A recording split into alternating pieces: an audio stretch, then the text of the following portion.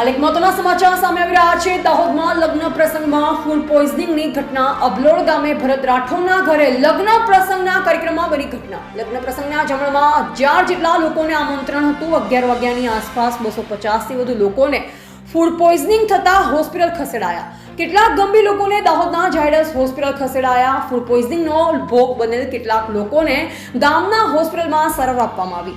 દાહોદના ઝાયડસ હોસ્પિટલ ખાતે ગ્રામ લોકોના ટોળા વળ્યા। ઝાયડસ હોસ્પિટલ ખાતે ડોક્ટરોની ટીમ તૈનાત કરાઈ। દાહોદના ઝાયડસ હોસ્પિટલમાં કેટલાક લોકો ગંભીર રીતે લઈ રહ્યા છે સારવાર। રિપોર્ટર ધવલ પરમાર સાથે કેમેરામેન હરેશ બિલવાણ, દાહોદ।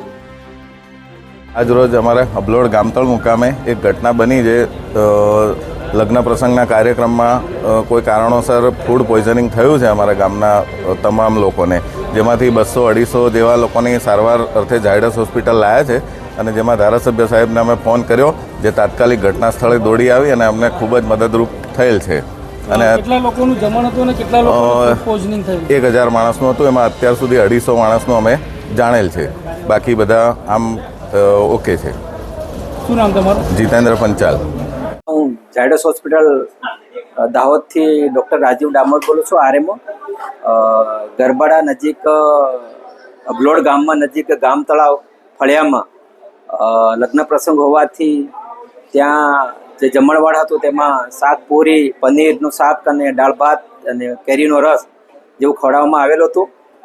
ત્યાં અંદાજે 7 થી 8ની વચ્ચે અત્યારે લગભગ 11 વાગ્યાની આસપાસ 200 થી 200ની આસપાસ ફૂડ પોઈઝનિંગ થયેલું છે અને હાલમાં તેઓની સારવાર ત્યાં લોકલ લેવલે પ્રાથમિક તથા બાકીના દર્દીઓને 108 મારફતે ઝાયડસ હોસ્પિટલમાં લાવવામાં આવેલ છે।